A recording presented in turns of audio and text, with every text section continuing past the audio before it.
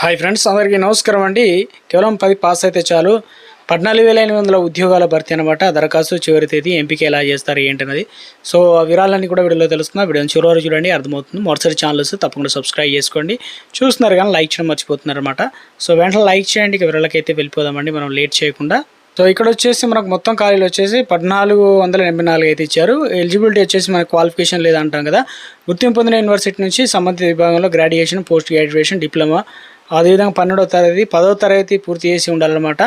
So ఇందులో ప్రధానంగా 57 గ్రూపుల్లో పోస్టులను భర్తీ చేయనున్నట్టు చెప్తున్నారు. విద్యార్థుల కోసం అధికార నోటిఫికేషన్ చూడగల. అయితే వయోపరిమితి దీనికి సంబంధించి మనకి ఏజ్ ఎంత ఉండాలి అని చెప్పారు. 18 నుంచి 30 ఏళ్ళ వయసు మధ్యలో ఉండాలి. ఎస్సీ ఎస్టీలకు 5 ఏళ్ళు, ఓబీసీలకు అయితే 3 ఏళ్ళు, పీడబ్ల్యూసీ 10 ఏళ్ల పాటు పరిమితి అయితే ఉంటుందన్నమాట.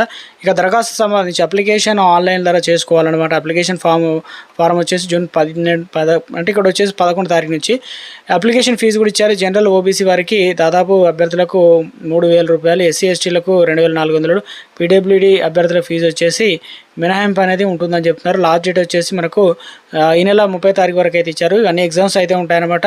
జూలై 25, 27 తారీఖులో అది కూడా కంప్యూటర్లో రాయాల్సి, అంటే కంప్యూటర్ బేస్డ్ టెస్ట్ అయితే ఉంటుంది.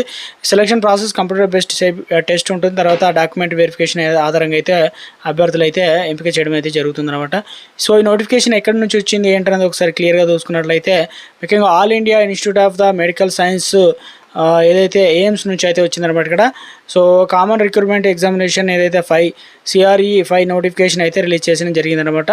సో ఇందులో భాగంగా ఈ పరీక్ష ద్వారా దేశవ్యాప్తంగా దాదాపు 28 ఎయిమ్స్ కేంద్ర ప్రభుత్వ సంస్థలో ఖాళీగా ఉన్న non faculty group B, group C పోస్టులను భర్తీ చేయనున్నారన్నమాట.